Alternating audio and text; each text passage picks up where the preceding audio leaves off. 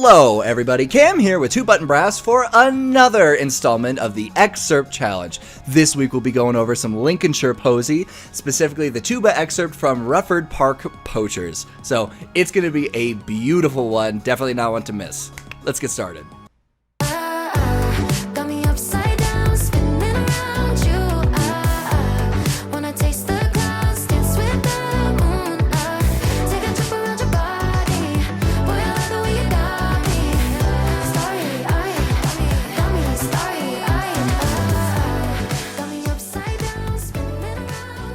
So, this week we'll be going over Lincolnshire Posy, specifically Rufford Park Poachers, from the larger work by Percy Grainger. You might recognize the name Percy Grainger from his most famous arrangement, Irish Tune from County Derry. It follows the tune of O Danny Boy. If you haven't familiarized yourself with that, I would encourage you to check it out. It's one of those pieces of music that will really just bring a tear to your eye. But today's focus, going back to Lincolnshire Posy, this actually originates as a vocal piece. So that explains a lot of the weird mixed meter and rhythmic cell variety, we'll call it, where you'll have eighth note triplets immediately followed by dotted 8/16ths. When you're reading that as an instrumentalist, it can be incredibly clunky and awkward, and that'll be what I am listening for heavily as I judge this. But all of that is in an effort to emulate a vocal style, and when looked in that context, then it kind of starts to make sense. So I'm just going to sing off the first stanza here of Rufford Park Poachers, so you can kind of get an idea where the orchestration got its style from. So bear with me. A buck or a doe, believe it so, a pheasant or a hare, were sent on earth for every man, quite equally to share. So poacher bold, as I unfold, keep up your gallant heart, and think about those poachers bold that night in Rufford Park. Thank you. I'll be here. You can see how this the original tune sounds very folkish. That really sums up the whole style of the entire work of Lincolnshire Posy in a nutshell. And that's what we try to emulate. You'll hear in the tuba recording, I actually take it fairly slow. I like that tempo, but there's a fair argument to take it fast. You'll see some conductors take it the tempo I played it at. However, as I'm listening to these guys, I'll be forgiving if they take it faster, because that is a genuine and interpretive debate, we'll call it. It's an ongoing discussion. Or at least I'm going to pretend it is, so that I can save some face. Anyway, before we hear how they do, here's how it sounds on the tuba. Check it out.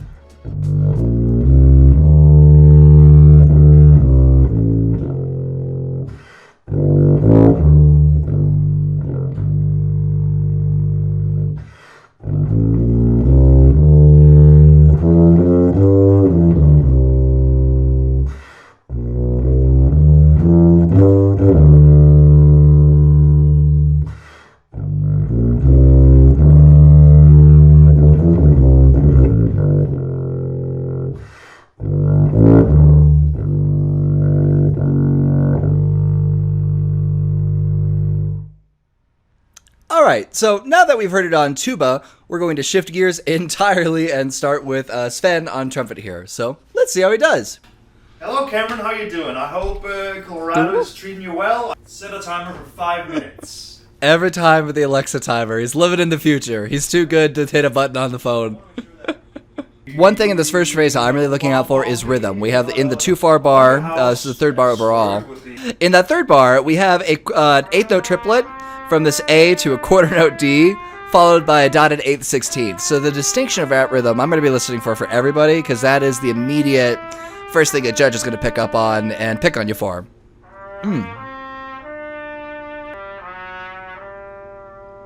Not bad. So the ornamentation, I'll start with that. 2 bars for 463. So I like to use C, D, C. It's a triplet, and then you land on the A, on the and of one. So delia da da dum, Delia da da dum, delia da da dum. That's the ornamentation I like to use. You will see some debate on it. I've even changed it back and forth. I'm not quite sure what he did there, so I'm wondering if that could be more distinct moving forward.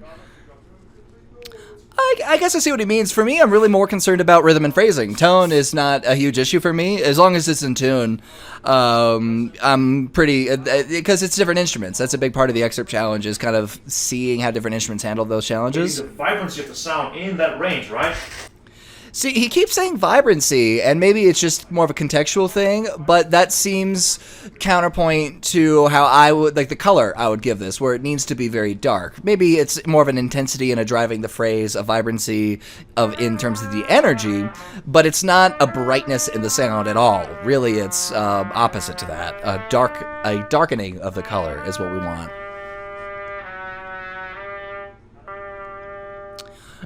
Yeah, you can start the decrescendo on the low F sharp, the leading tone. B, ba, B. The arrival is the front end of that note, but the decrescendo can really start happening immediately. And you'll be running out of air anyway, so you kind of couple that with the need. You can couple that decrescendo with the depleting air tank. They kind of go hand in hand there. Okay, and it sounds like for now he is bypassing the ornamentation just to get the rhythm, which I'm a huge fan of, breaking down the phrase into its more basic components in order to play it more consistently. Excellent practice, excellent approach to learning things properly.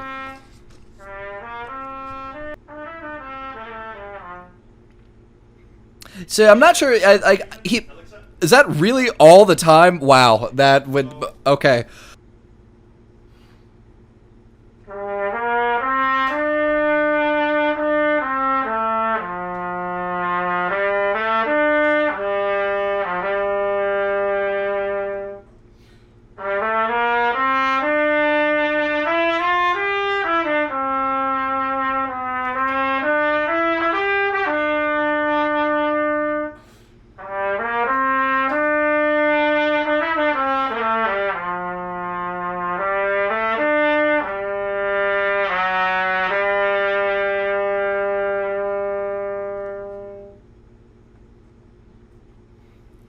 Okay, not bad. Yeah, not bad.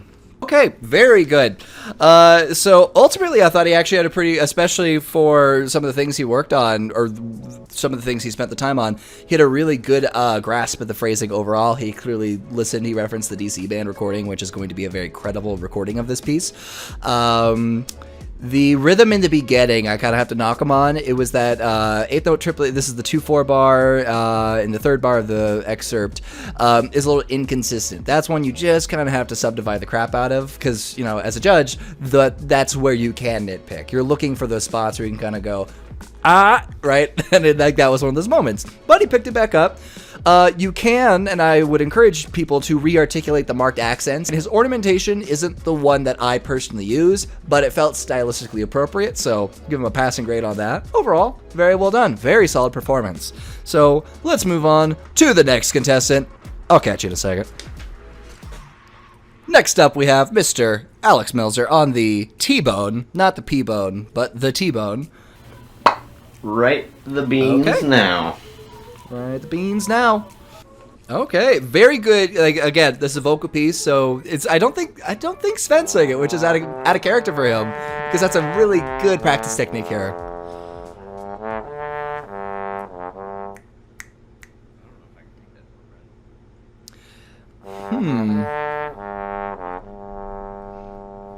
You can take a breath after the pedal F. And re-articulate. You want the sustain through. It could maybe be slightly more sustained.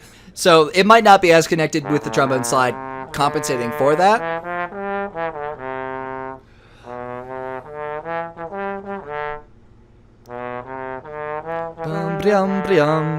And that's another tough one on trombone, because that needs to be so delicate. It's really a flick of the sound with the grace notes.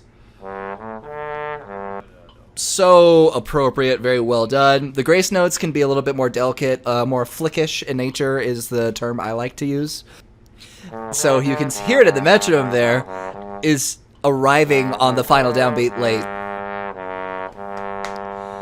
because you have to subdivide the triplet there. We go from a triplet to a duple to a triplet in that penultimate bar, and if you're not subdividing it, it just doesn't happen properly. And that's a very nitpicky thing that a judge, in this case me, will absolutely latch onto.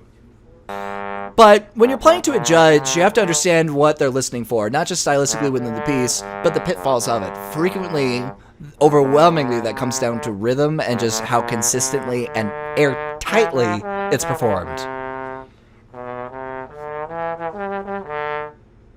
I will say, the grace notes need to be a little bit more before the beat. So he's arriving on the and of 3 and the down of 1 late. Bum, bum, bum, bum, bum, bum. Should be a very clear figure, and the grace notes are just kind of a flick. I very unoriginal in that. But I would love it if... I would almost rather he not play the grace notes than play them heavy. You know what I mean? I know you can't really respond to me directly, but I'm going to pretend you have and just take that ego boost with me for the rest of my day. Oh, and we're already at the end. That low F has to really be in tune, because that's a tough note on C tuba, which is traditionally how this is played. Maybe B flat if you have one on hand. All right, here we go. Mr. Melzer.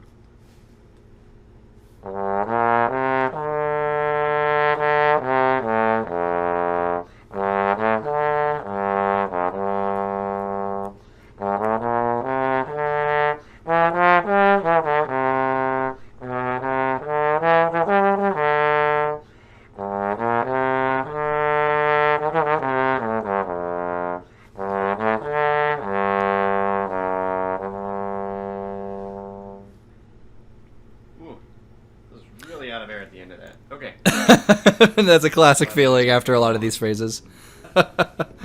All right. Excellent job from Alex there. I will say he did rush his way through some of those rhythms. He opted to not do the ornamentation 2 bars before the end, which I think is appropriate on the trombone. I would rather hear no ornamentation than right. The beginning, the subdivision, he actually was a little fast there. I liked the re-articulation he did with the accented notes within the slurred phrase. However, I don't like the breath he took, because the whole idea of that phrase is this consistency, continuity. You can take a breath in between sections, but not in the middle of a section, because that will absolutely kill your momentum, and he kind of felt the consequences from doing that. And the grace notes were a tad heavy, but yeah, overall, very, very solid performance. So we are going to jump to our final contestant of the day. Let us jump in to the final contestant of the day, Mr. Daniel Skib on the French horn. Let's see how he does. He's bringing a lot of knowledge into this performance. He has a very informed perspective on this, which I think will serve him very well. Oh, if he can keep it in that octave, I would love this.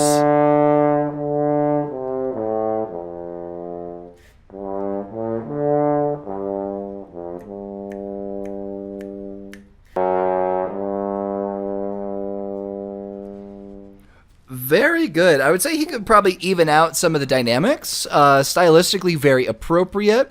I want a little bit more sustain and blowing through the phrase at times. Rhythmically airtight. Oh, he's actually playing the subdivision.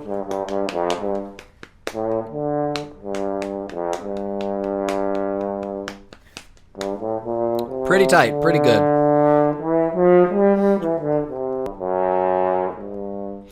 He has a pretty good ending. The ornamentation isn't quite working. That's really the only glaring issue. Everything else is really nice. Up an octave. I might even be able to play it down another octave. How much time do I have? Oh, we're going to just pedal tones. Oh, let's try it. Oh, let's...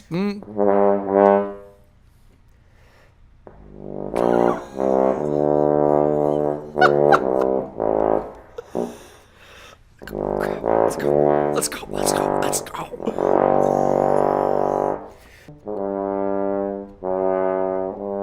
It's actually not that long. So what he was doing is he was keeping that eighth note. He was keeping that eighth note pulse consistent between the triple and the duple, which that's actually the mistake. Da da da da da da da da da da da da da da da. The duple is going to feel a little slower, or the eighth note subdivision is slower. I don't like the rearticulation on the way down. The accents are amazing on the way up, but I should be ba ba ba. It should be slurred on the way down.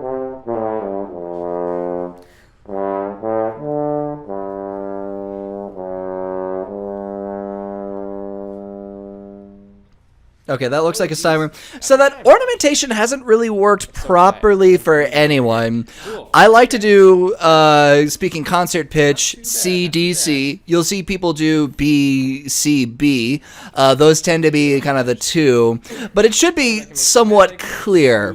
The ornamentation is a bit tough. There's some discussion. There's room for discussion for sure. But that has perhaps been the most consistent thing among the three. So let's see how that does translates into the final take.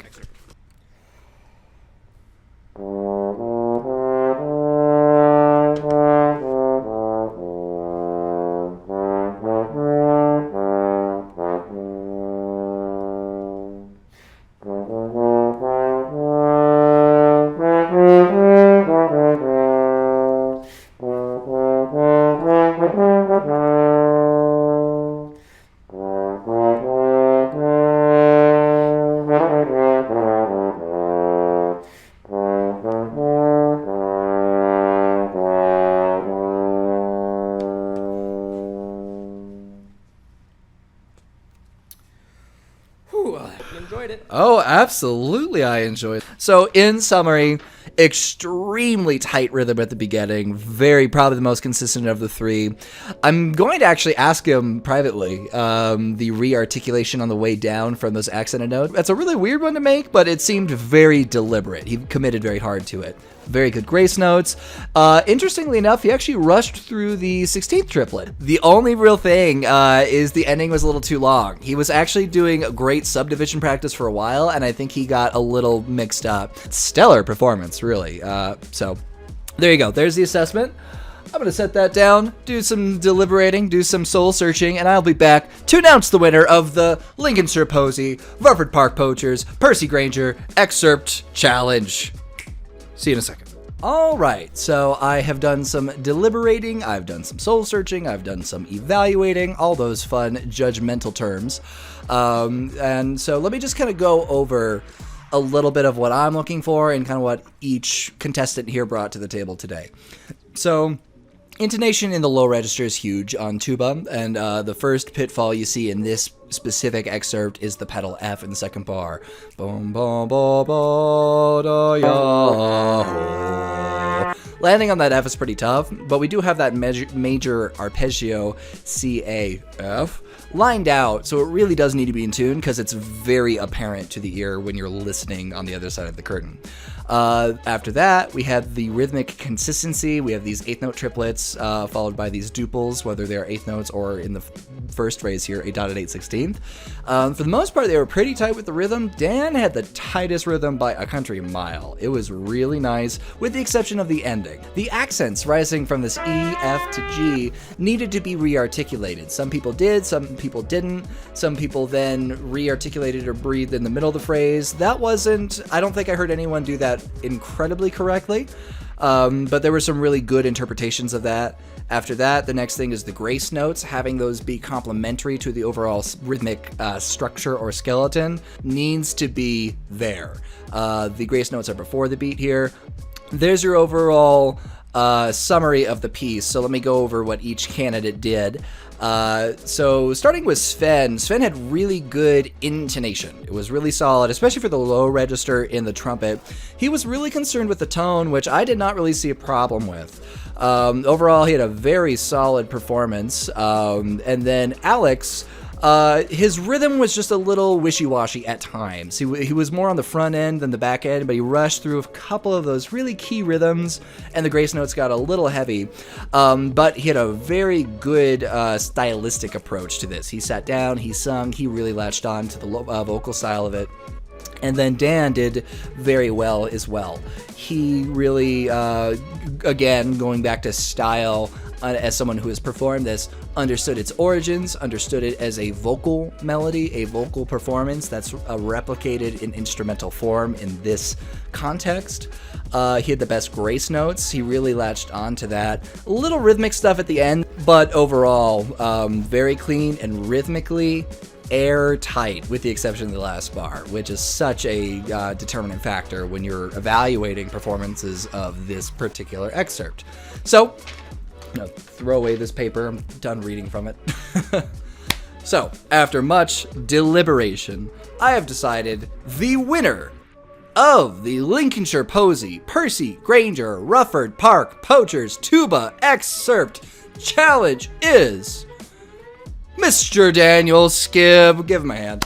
Give him a hand. He really earned it. Very close call between Dan and Svend, but Dan really just demonstrated a depth of knowledge when it comes to properly demonstrating the style of this piece. He really latched on to that. Stellar performance by Dan. For those of you watching today, let us know who you think won. I vouched pretty hard for Dan, but there's a good argument to be made for Svend and also Alex. They all brought really cool, unique things to the table, which is always such a joy of doing these challenges. We always enjoy doing them, so we hope you enjoy watching them with us. Anyway, that does it for this time. If you liked today's video, please feel free to leave a like and a comment, that little thumbs up, and feel free to subscribe and hit the little bell notification. If you'd really like to support us, you can find us on Patreon. Links are all down below in the description, and we will catch you next time. See ya!